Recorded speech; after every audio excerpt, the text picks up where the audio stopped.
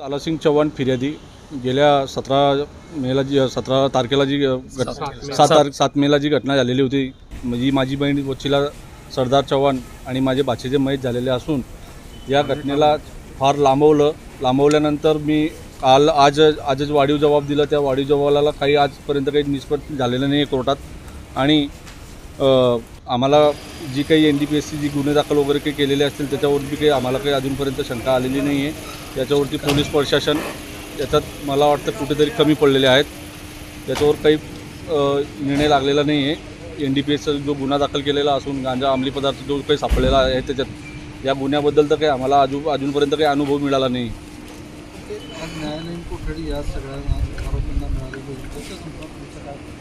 आम्हाला तर असं वाटत होती की जी काही कारवाई चालू आहे ती कठोर कारवाई व्हायला पाहिजे। पोलिसांना आम्ही बोललो होतो की साहेब आम्हाला फक्त न्यायच पाहिजे, न्यायाबद्दल आम्हाला दुसरं काही नाही, पण आम्हाला आता कुठेतरी वाटतोय की आम्हाला न्याय मिळालेला नाही। चौथा आरोपी आज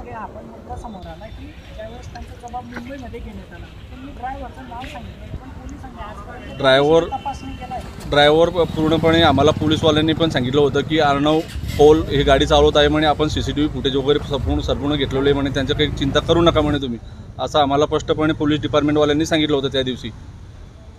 आज पोलीस त्याच कृत्यावर पोलीस कोठडी मागतात की आम्हाला ड्रायव्हर कोण आहे, चौथा व्यक्ती कोण आहे तो शोधायचा आहे। म्हणजे तेच ना, मला तर स्वतःहून आता हे कळत नाही की काय याच्यामागे कुठला काय चाललंय, मला अजिबात कळत नाही या गोष्टीबद्दल।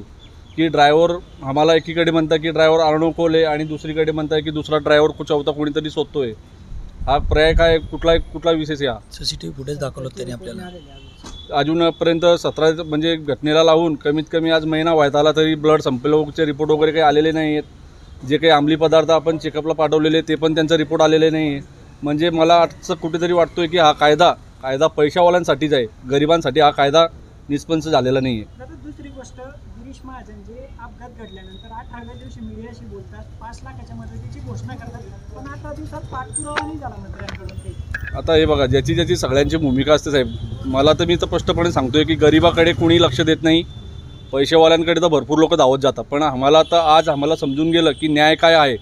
गरिबाला कुणी पाठिंबा देणारा असा न्याय कोण नाही आजपर्यंत, मला समजून गेला। आज पोलिसांना सिद्ध सांगितलं नाव तरी पोलीस म्हणतात की चौथा ड्रायव्हर आहे, मग हा प्रकार काय? तेच ना, हेच आम्हाला समजत नाही ना, कारण की हे दाबण्याचा प्रयत्न चालू आहे साहेब। मला तर स्पष्ट सांगतो की न्याय आम्हाला मिळालेला नाही आहे, त्याच्यात पोलीस प्रशासन कुठेतरी कमी पडलेलं आहे। भूमिका काय राहणार तुमच्या आता आमची भूमिका बघू, आम्ही आता आंदोलनाची काहीतरी तयारी करतोच। नाही आंदोलन केलं तर मी एकटा उपोषणाला बसेल। माझी बहीण गेलेली आहे, माझे लहान भाचे गेलेले, मला तर न्याय पाहिजेलच, नाही तर मी एकटा कलेक्टर ऑफिस समोर उपोषणाला बसेल डायरेक्ट।